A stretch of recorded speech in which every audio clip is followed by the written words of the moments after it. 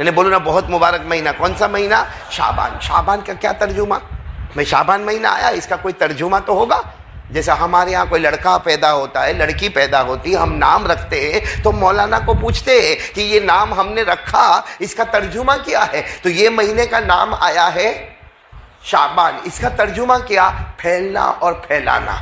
بولو کسی چیز کو پھیلانا. اور شعبان کو شعبان اس لیے کہتے ہیں اس میں بندہ اپنے ہاتھ کو پھیلائے گا، اللہ اپنی رحمت کو پھیلائے گا. بندہ یہاں توبہ کرے گا، اللہ مغفرت کو پھیلائے گا. بندہ یہاں مانگے گا، اللہ اس کی بخشش کر دے گا. بندہ یہاں ضرورت رکھے گا، اللہ اس کی ضرورت کو پورا کرے گا. تو شعبان مہینہ کا ترجمہ بتاتا ہے کہ یہ اللہ کے رحمت کے پھیلانے کا مہینہ، اللہ کی مغفرت کے پھیلانے کا مہینہ، اللہ توبہ قبول کر کے بخشش کو پھیلانے والا. تو یہ تو ترجمہ اب تو آپ کو معلوم ہو گیا، شعبان کے معنی کسی چیز کو پھیلانا. لیکن بغداد کی جامع مسجد میں، بولو بغداد کی، جن کے امام عالم ربانی فیض سبحانی، بولو غوث پاک کون؟ شیخ عبد القادر. بغداد کی مسجد کے وہ جامع مسجد کے امام. اور شعبان کا چاند نظر آیا.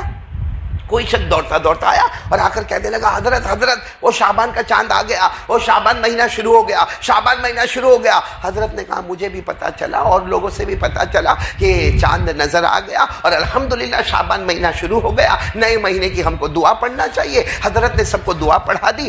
تو وہ جو آنے والا شخص وہ کہنے لگا حضرت شعبان کا ترجمہ کیا. آپ کو میں نے ترجمہ بتا دیا، پھیلانا. شعبان کا ترجمہ کیا.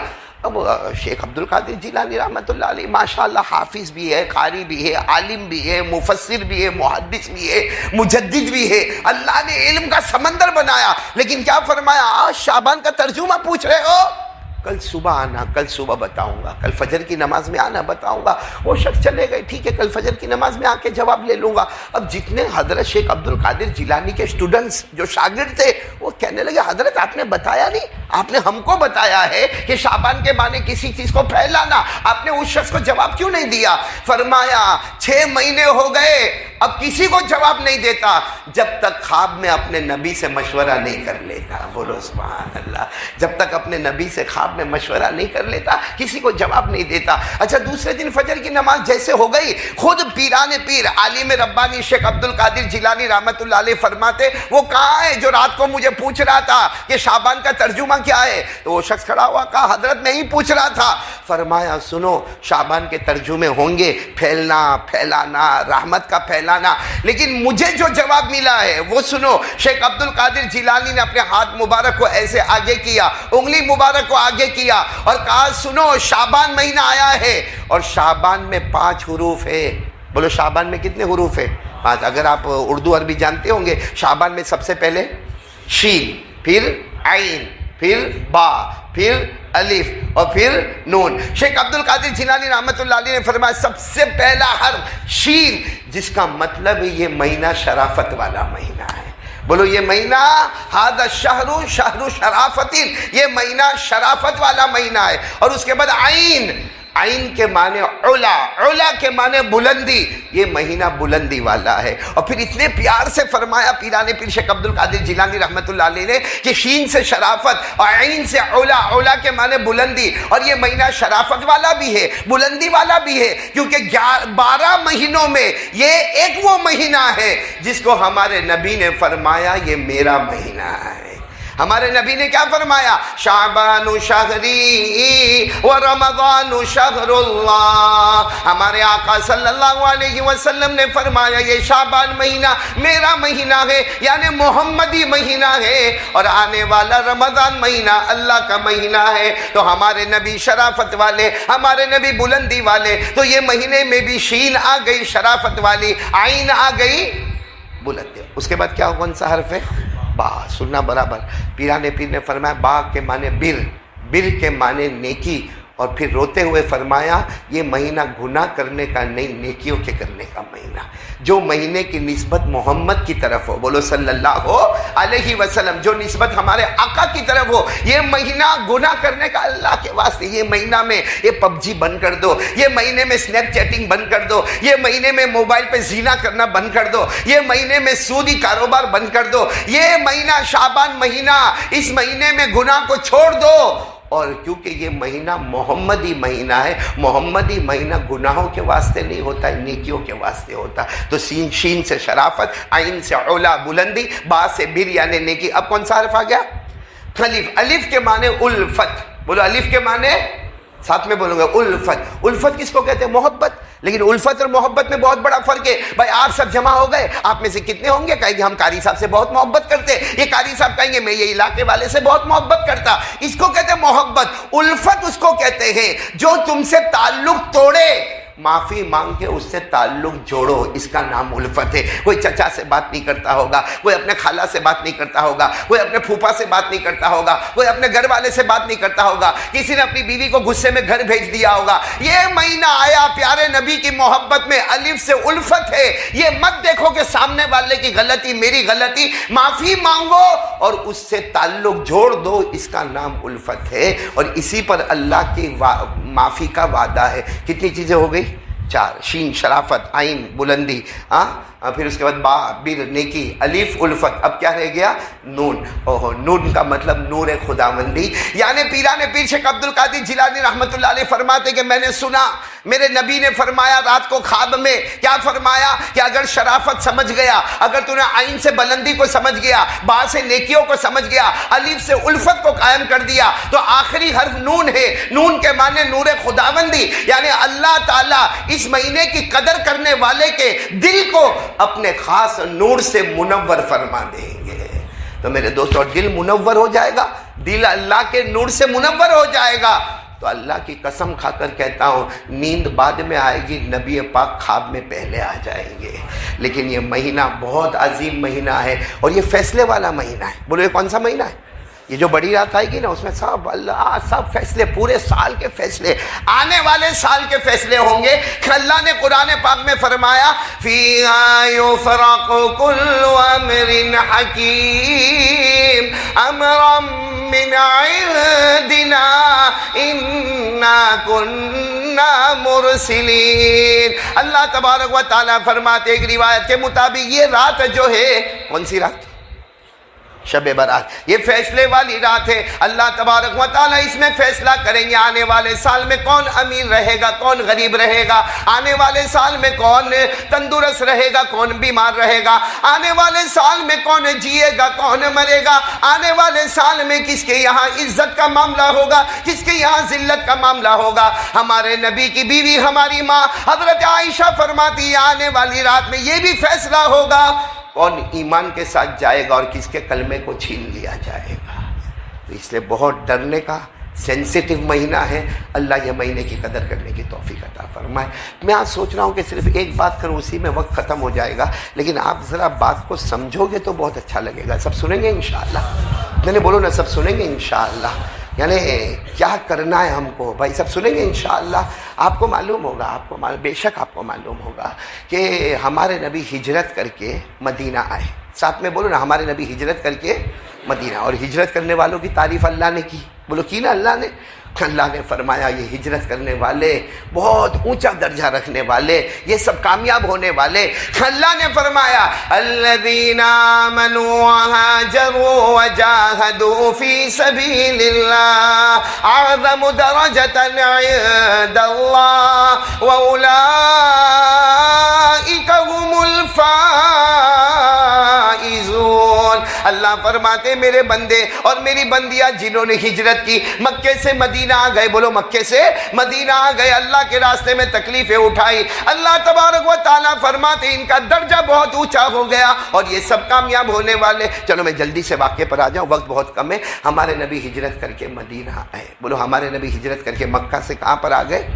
مدینہ منورہ آ گیا۔ اچھا ہمارے نبی تشریف فرمائے، بس ابھی آئے ہیں، ابھی انٹری ہوئی ہے، ہمارے نبی بیٹھے ہیں، بازو میں حضرت ابو بکر صدیق رضی اللہ تعالیٰ عنہ بیٹھے ہیں، سامنے بڑا مجمع بیٹھا ہے، بڑا مجمع بیٹھا ہے، کیونکہ سب لوگ استقبال کے لیے آئے کہ ہمارے نبی مدینہ میں آئے، پہلی مرتبہ آئے، نبی مدینہ میں آئے، پہلی مرتبہ آئے، اور سامنے بڑا اس سے استقبال ایسا ہو رہا تھا کہ سامنے چھوٹی پہاڑی تھی، بولو سامنے چھوٹی پہاڑی تھی، اس پر پیاری پیاری معصوم بچیاں نعت پاک پڑھ رہی تھی، بولو سبحان اللہ.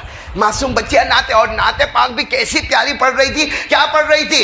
طلع البدر علینا من ثنیات الوداع وجب الشکر علینا ما دعا للہ داعی. جس کا ترجمہ یہ کہ وہ چھوٹی چھوٹی بچیاں کہتی تھی، اے مدینہ والو، اے علاقے والو، ہمارے نبی آئے ہیں، آپ ان کو محمد نہ کہنا، یہ کہو کہ اندھیری رات میں 14ویں رات کے چاند نکل کر سامنے آ گئے ہیں. یہ بچیوں کا نعت پڑھنا، پورا مجمع بیٹھا ہے، اللہ کے رسول بیٹھے. اب میں واقعے پر آ رہا ہوں. ایک شخص دوڑتے آئے، جوان، ہٹے کٹے، تندرست، ہاتھ میں تلوار، دوڑتے دوڑتے آئے، جن کا نام ہے طلحہ. بولو کیا نام ہے؟ طلحہ. بولو کیا نام ہے؟ ادھر ادھر دیکھو، کیا نام ہے؟ طلحہ. دوڑتے دوڑتے ہٹے کٹے لمبے چوڑے وہ شخص آئے، دوڑتے دوڑتے، اور آ کر کیا کہا معلوم؟ آ کر پہلی بات کہ آپ نبی ہیں؟ ارے بھائی ہمارے نبی تو تشریف فرما تھے. وہ آ کر کہہ رہے، وہ طلحہ، آپ نبی ہیں، آپ رسول ہیں، آپ پیغمبر ہیں، اور ہاتھ میں تلوار. ہمارے آقا ساس نے فرمایا، ہاں میں مدینہ بھی آیا ہوں، بس تھوڑی دیر ہوئی، میں اللہ کا نبی ہوں، میں اللہ کا رسول ہوں، میں اللہ کا پیغمبر ہوں، قرآن پاک مجھ پر اترا ہے. تو وہ کیا کہتے ہیں معلوم؟ تلوار کو کنارے پر رکھا، کہا ایمان قبول کرنا ہے. بولو سبحان اللہ. بس یہ پوچھنا تھا، میں نے پوچھ لیا، ایمان قبول کرنا ہے. ہمارے نبی نے ہاتھ آگے بڑھائے، ساتھ میں بولو پورے مجمع نے پڑھا، اشہدو ان لا الہ الا اللہ واشہدو ان محمد رسول اللہ. لیکن ہمارے نبی سوچنے لگے کہ پورے مجمع میں جوان آئے، تلوار لے کر آئے، یہ کچھ اپنا جوش تو نہیں بتانے آئے. تو ہمارے نبی نے فرمایا کہ تم ایمان لے آئے ہو؟ ہاں ایمان تو میرے ہاتھ پر لائے ہو، آپ کو منظور ہے؟ تو وہ انہوں نے کہا آپ حکم کیجئے. اور طلحہ، بولو کیا نام؟ اب تو حضرت طلحہ کہیں گے. حضرت طلحہ کہتے آپ حکم کریں، جو آپ حکم کریں گے وہ کرنے کے واسطے میں تیار ہو. ہمارے نبی صلی اللہ علیہ وسلم نے فرمایا ایک کام کرو، جاؤ اپنے باپ کو قتل کر کے آؤ. باپ کا نام برہ، بولو باپ کا نام برہ. جاؤ باپ کو قتل کر کے آؤ. انہوں نے وہ تلوار اٹھائی اور کہا ابھی گیا اور ابھی آیا، اور باپ کا سر آپ کے پاؤں میں لا کر رکھا. وہ جانے لگے تو ہمارے نبی نے چادر مبارک کو پکڑ لیا اور کہا نہیں، امتحان لے رہا تھا. محمد مدینے میں جوڑ کے واسطے آئے ہیں، توڑ کے واسطے نہیں آئے ہیں. میں تو امتحان لے رہا تھا. تو وہ رونے لگے. وہ جوان، کیا نام؟ حضرت طلحہ رونے لگے. اللہ کے رسول آپ میرا امتحان لیتے، میں دل و جان سے آپ پر قربان ہو گیا. اور پھر کہا اللہ کی قسم جو کہیں گے میں کر کے بتاؤں گا، جس سے آپ روکو گے اس سے میں رک کے بتاؤں گا. کتنا پیارا جملہ. پھر بولو، حضرت طلحہ نے فرمایا میرے نبی جو کہیں گے سب ساتھ میں بولو، کر کے بتاؤں گا، اور جس سے روکو گے.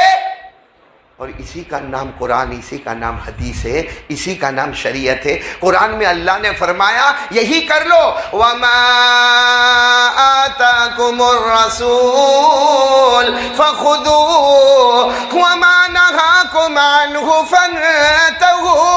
اللہ تبارک و تعالیٰ فرماتے میرے نبی جو کرنے کے لیے کہے، پورا مجمع بولے کرنا ضروری ہو جائے گا. میرے نبی جس سے رکنے کہے رکنا.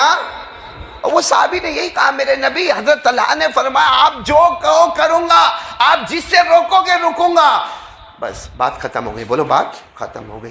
اس کے بعد حضرت طلحہ کی جو محبت، بولو سبحان اللہ، جناب نبی کریم صلی اللہ علیہ وسلم کے ساتھ محبت، کھانے میں، پینے میں، سفر میں، حضر میں، اٹھنے میں، بیٹھنے میں. ہمارے نبی کی زبان مبارک پر طلحہ طلحہ طلحہ. اور طلحہ وہ ہے جو مدینے میں سب سے پہلے ایمان قبول کرنے والے. بولو سبحان اللہ.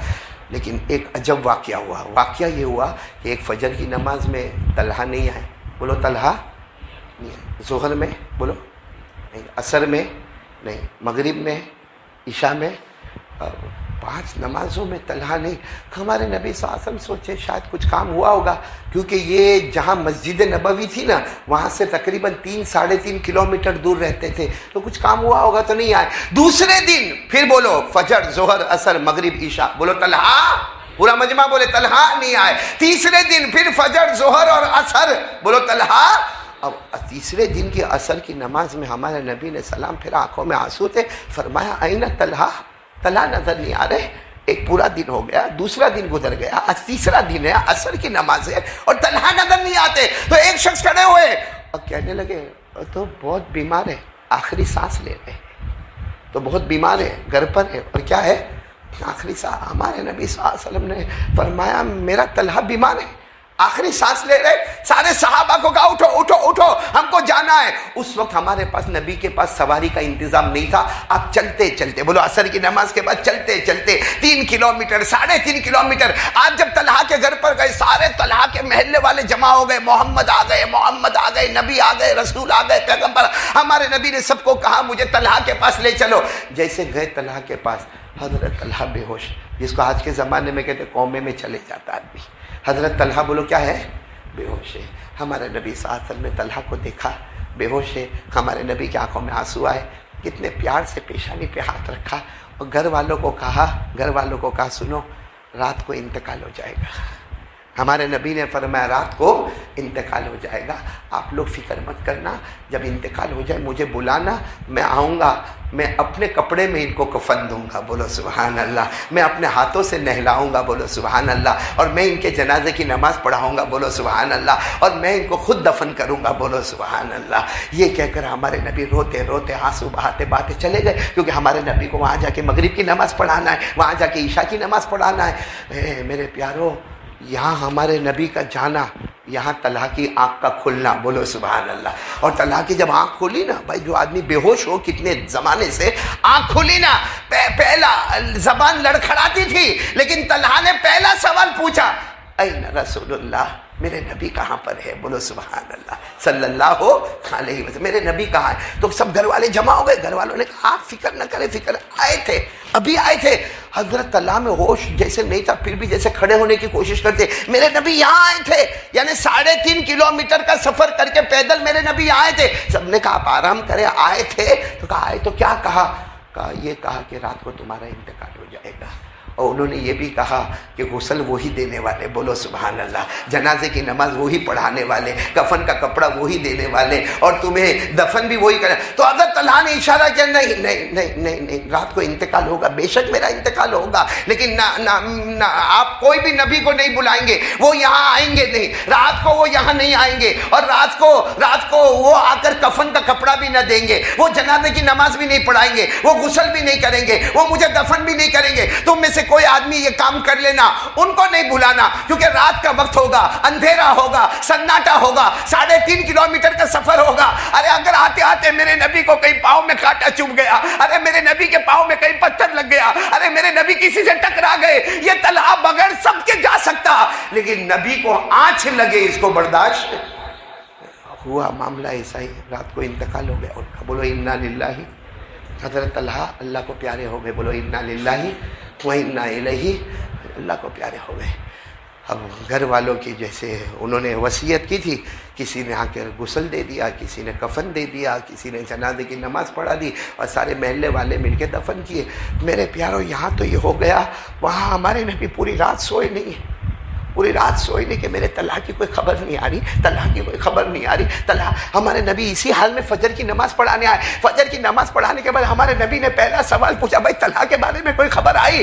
تو وہ جو رشتہ دار تھے نا، وہ سب کھڑے ہو گئے، کہا اور رات کو انتقال ہو گیا۔ تو ہمارے نبی نے فرمایا افلا آذنتمونی، ارے تم نے مجھے خبر نہیں تھی، ارے غسل تو مجھے دینا تھا، کفن کا کپڑا مجھے دینا تھا، ارے مجھے نماز پڑھانی تھی، مجھے دفن کرنا، آپ نے مجھے خبر نہیں تھی۔ سارے گھر والے رو کر کہنے لگے آپ کو بلانے والے تھے، مگر طلحہ نے وصیت کی تھی کہ میرے نبی کو کانٹا لگے مجھے گوارا نہیں، کوئی اور جنازے کی نماز پڑھائے مجھے گوارا ہے، کوئی اور دفن کرے مجھے گوارا ہے، لیکن میرے نبی کو راستے میں کانٹا لگ جائے، میرے نبی کو راستے میں کوئی پتھر لگ جائے، میرے نبی کسی چیز کے ساتھ ٹکرا جائے، اندھیرا ہے۔ اس لیے انہوں نے وصیت کی تھی۔ میرے پیارو، سچ بتاؤ ہمارے نبی کتنا روئے ہوں گے۔ روتے روتے سارے صحابہ کو کہا چلو مجھے قبر پر لے چلو۔ کن کی قبر پر؟ وہ پھر ہمارے نبی چلتے چلتے 3.5 کلومیٹر طلحہ کی قبر پر جب سارے صحابہ جمع ہو گئے، ہمارے نبی بھی وہاں تھے۔ اے میرے پیارو، کاش ہم کو سمجھ میں آوے، ہمارے نبی بہت دیر تک، بولو ہمارے نبی بہت دیر تک روتے رہے، پڑھتے رہے، روتے رہے، پڑھتے رہے۔ اچانک ہمارے نبی نے ایک دعا مانگ لی، ایک دعا ہمارے نبی نے مانگ لی جس پر سارے صحابہ دھاڑے مار کر روئے ہیں۔ کیا دعا مانگ لی؟ اللہم القی طلحہ وہو یضحک الیک وانت تضحک الیہ۔ ہمارے آقا صلی اللہ علیہ وسلم نے دعا مانگی، اللہ میرا طلحہ قبر میں، اللہ میرا طلحہ قبر میں، لیکن ایک دن قبر کھلے گی، ساتھ میں بولو ہوگا، ایک دن قبر کھلے گی، میرے طلحہ اٹھیں گے۔ ہمارے نبی دعا مانگتے اللہ جس قیامت کے دن یہ قبر کھلے اور طلحہ اٹھے، اللہ ایسے اٹھے کہ وہ تیری طرف دیکھ کر مسکراتے ہو، تو طلحہ کی طرف دیکھ کر مسکراتا ہو۔ یعنی اللہ طلحہ کی قبر کھلے، ایسے کھلے کہ وہ اللہ کو دیکھ کر مسکرائے اور اللہ طلحہ کو دیکھ کر مسکرائے۔ اور ظاہری بات ہے جس کو اللہ دیکھ کر مسکرائے، جو اللہ کو دیکھ کر مسکرائے، وہ تو جنتی ہو ہی گیا۔ سارے صحابہ سنے یہ دعا، حضرت عمر قریب میں تھے، کون حضرت؟ روتے روتے آئے، کہا اللہ کے رسول کاش طلحہ کی جگہ میں ہوتا، طلحہ کی جگہ، یہ دعا طلحہ کو نہیں، کس کو ملی ہوتی؟ عمر کو ملی ہوتی۔ ہمارے نبی نے یوں چہرہ اٹھایا، ہمارے نبی کی داڑھی مبارک آنکھوں سے بھری تھی، ہمارے نبی نے فرمایا یہ دعا عمر تم کو بھی مل سکتی ہے، بلکہ فرمایا یہ دعا تو قیامت تک آنے والے ہر مرد کو ملے، قیامت تک آنے والے ہر مومن بندے کو ملے، ہر مومنہ بندی کو ملے، لیکن شرط یہ ہے کہ جو طلحہ نے مجھ سے شرط کی تھی وہ شرط سب لوگ مجھ سے کر لیں۔ تو طلحہ نے کیا شرط کی تھی؟ طلحہ نے شروع میں یہ شرط کی تھی جو آپ کہو گے، جس سے روکو گے، ہاں بس یہ شرط کر لے۔ ہر کلمہ پڑھنے والا بندہ، ہر کلمہ پڑھنے والی بندی اگر یہ شرط کر لے کہ میرے نبی نے جو کہا ہے وہ مجھے کرنا ہے، اور میرے نبی نے جس سے روکا ہے رکنا ہے۔ ہمارے نبی فرماتے قیامت کے دن کہیں بھی مرا ہوگا، جب اس کی قبر کھلے گی وہ اللہ کو دیکھ کر مسکرائے گا۔